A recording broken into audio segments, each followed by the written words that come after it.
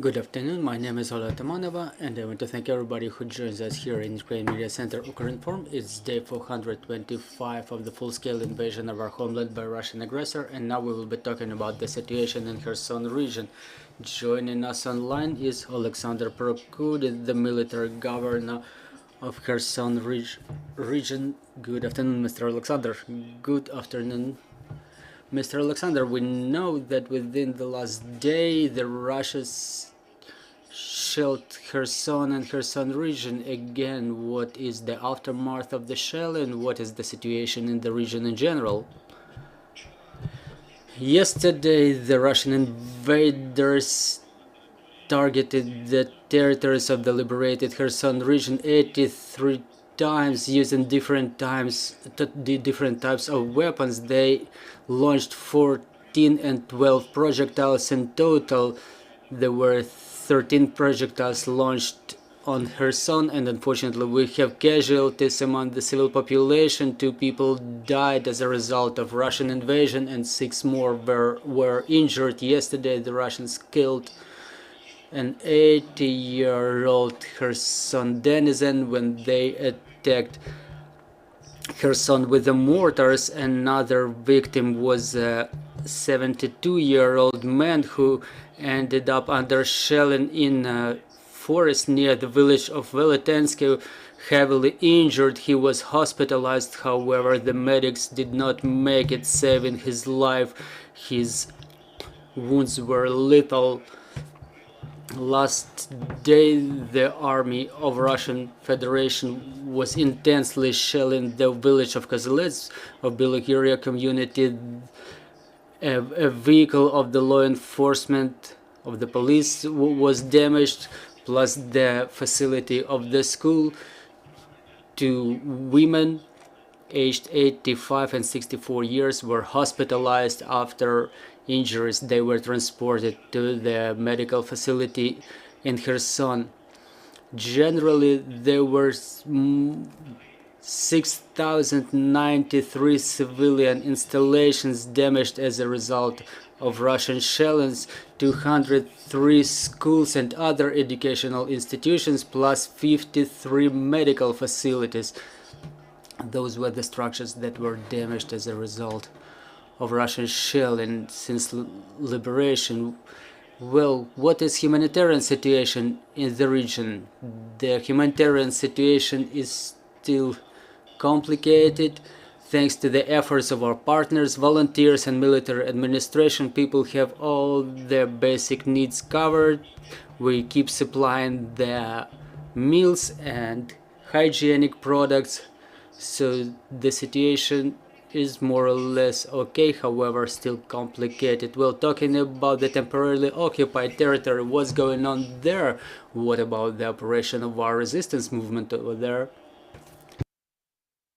The kidnappings, murdery, illegal imprisonment of the civilians, torturings, murders, this is a horrific reality for the civilians who remain in the temporarily occupied territories.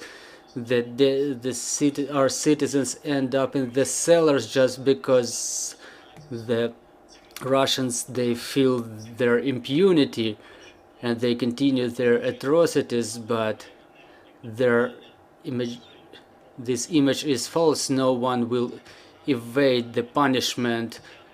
We know that the Russians intensify their work on forced passportization of the citizens of Kherson region in the left bank, and which is another war crime. Since May, the Russians plan not to let the people without Russian passports through the checkposts, and they will refuse the provision of medical services in the hospitals.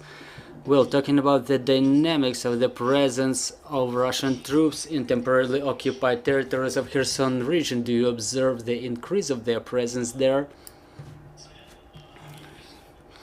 Well, it's a military issue, but my personal opinion is that the number of personnel remains unchanged. Some of the units are being rotated, but the total number of the Russian military remains the same in those territories. We have questions on the floor. Good afternoon, Irina Mamchur, Ukrinform. I have a couple of questions, if I may.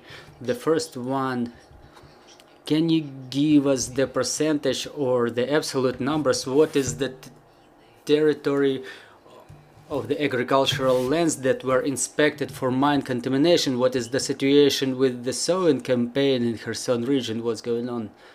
Thank you. Well, look, as to the percentage, it's only 10%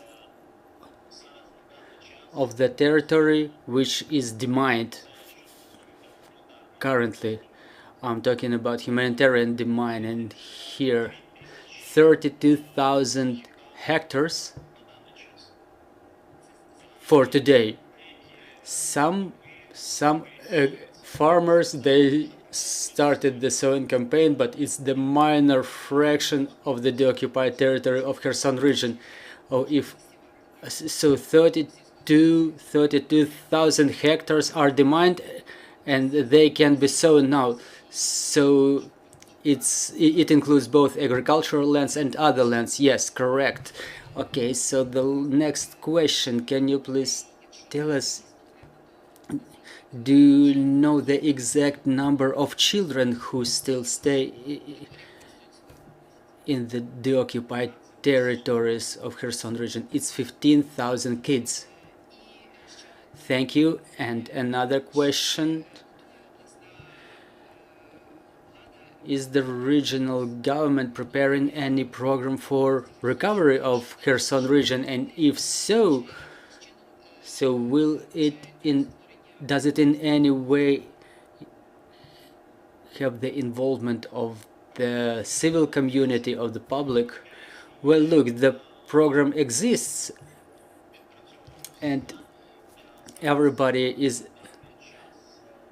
aware of the plan. The works are underway on reestablishing the communications, recovery of the critical infrastructure. The specialists keep working to provide the uninterrupted power and water supply to the homes of the inhabitants of Kherson and Kherson region, and thanks to the central government and the governments of other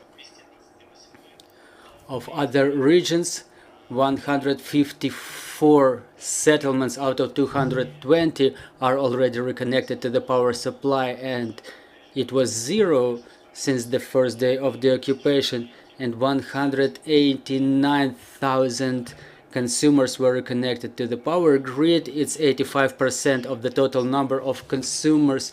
92% were reconnected to the gas supply, and 174 settlements were reconnected to the water supply out of 228.